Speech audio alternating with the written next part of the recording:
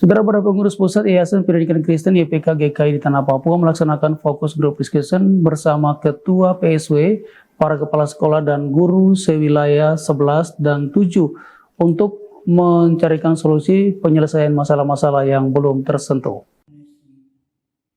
Setelah dilantik menjadi Ketua BPU YPK Pusat GKI di Tanah Papua beberapa waktu lalu, John Betaubun sebagai ketua bersama jajaran pengurus BPU YPK Pusat melakukan berbagai agenda, salah satunya yaitu melaksanakan fokus group discussion di Provinsi Papua Barat Daya yang dibagi menjadi dua wilayah, yaitu wilayah 11 dan wilayah 7. Kegiatan fokus group discussion jajaran pengurus YPK dan para kepala sekolah YPK berlangsung di Hotel Aimans Convention Center atau ACC yang dihadiri oleh Wakil Ketua Sinode GKI, Penatua Dr. Neti Howai, anggota BPAM Wilayah 7, Penatua Nimrod Sesa, Ketua BPU YPK Pusat John Betaubun dan Bernard Sagrim sebagai Koordinator PSW YPK Wilayah 11 dan 7 di Provinsi Papua Barat Daya. Kepada awak media, Ketua BPU YPK Pusat John Betaubun menyatakan FGD ini bertujuan untuk menghimpun semua problematika baik terkait tenaga guru juga aset agar dicarikan solusi. Terima kasih. Untuk FGD hari ini kita melakukan forum grup diskusi untuk menggali persoalan yang ada di sekolah-sekolah, baik itu sarana dan prasarana, aset, kekurangan aset, dan juga persoalan problem yang terjadi dalam proses belajar mengajar. Jadi kita berharap dengan ini kita menjadi suatu data yang menjadi pegangan untuk YPK untuk mengevaluasi apa yang harus kita benahi di YPK di Tanah Papua. Di tempat terpisah, Koordinator Wilayah 11 dan 7 YPK GKI di Tanah Papua menyatakan bahwa FGD ini sebagai momentum kebangkitan YPK di Tanah Papua, di mana dalam aturan dan juga Undang-Undang Otsus, YPK harus juga perlu mendapat perhatian pemerintah, sehingga melalui FGD akan dicari solusi pengembangan YPK ke depan.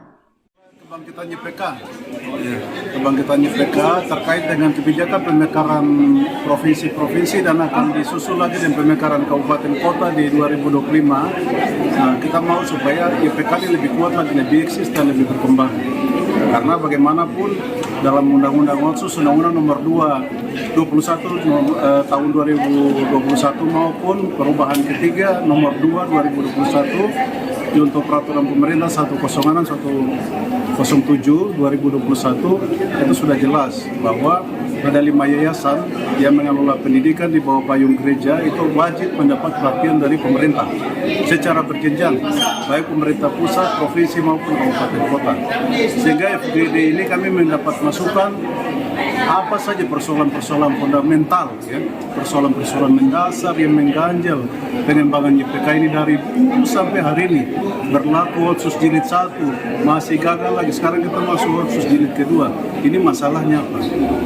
Nah, apakah masalahnya ada di kita semua? Artinya pemerintah, regulasi yang ada, tapi regulasi ini sudah jelas. Pemerintah pusat sudah memberikan regulasi yang cukup jelas, spesifik. Tapi kok kenapa ini tidak bisa jalan? Nah, itu yang tadi saya kasih contoh. Kenapa di kota-kota besar pendidikan-pendidikan swasta yang dikelola oleh gereja, oleh yayasan-yayasan ini lebih maju berkembang dari sekolah-sekolah negeri? Kok di sini terbalik? Papua yang punya otonomi khusus, sekolah-sekolah yang dikelola oleh gereja, oleh yayasan justru terbelakang. Yang maju justru negeri. Lalu anak-anak semua mutasi ke sana, tinggalkan sekolah ini. Karena doktrin sekolah-sekolah YPK ini bukan hanya mengajarkan pendidikan, tetapi ada doktrin iman Kristen, iman Kristus yang ditanamkan melalui sekolah ini. Sebagai Wakil Ketua 3 Sinode GKI di Tanah Papua, Penatua Neti Howai mengapresiasi langkah cepat yang dilakukan pengurus BPU YPK kali ini karena setelah dilantik berhasil melaksanakan pertemuan di 6 provinsi di Tanah Papua. Selain itu juga telah melakukan rapat dengan Wakil Presiden Republik Indonesia, juga Menteri Sosial untuk menyampaikan persoalan YPK sehingga akan menjadi perhatian pemerintah pusat. Di Tanah Papua, khususnya saya selaku Wakil Ketua 3 yang membidangi sumber daya manusia dan kebudayaan. Pertama menyampaikan terima kasih untuk Badan Pengurus BPUPK Tanah Papua yang baru saja 4 bulan dilantik, tapi sudah bekerja ekstra dengan melakukan SGD di 5 provinsi, tinggal 1 provinsi lagi di tanah Papua. Kami berharap dari rekomendasi yang dibuat dalam SGD ini sudah banyak kemajuan yang tadi dilaporkan oleh Ketua BPUYPK tanah Papua bahwa menyangkut pendidikan itu sendiri, baik tenaga pengajarnya maupun fasilitas-fasilitas yang dibutuhkan di sekolah-sekolah IPK yang 800 sekian yang ada di tanah Papua ini sudah direspon dengan baik oleh Wakil Presiden Republik Indonesia dan juga Menteri Sosial yang nanti akan ditindaklanjuti dalam pertemuan lanjutan pada bulan November yang akan datang. Kami berharap apa yang sudah disepakati ini bisa ditindaklanjuti lalu dikerjakan secara bersama-sama. Seperti tadi untuk masalah besar yang kami alami di dalam pendidikan YPK di tanah Papua seperti guru-guru negeri, pegawai negeri yang setelah mereka jadi pegawai negeri ditarik kembali di sekolah negeri, lalu honorer yang mengajar di YPK saat diangkat menjadi guru P3K tidak dikembalikan ke yayasan tapi ditarik ke negeri.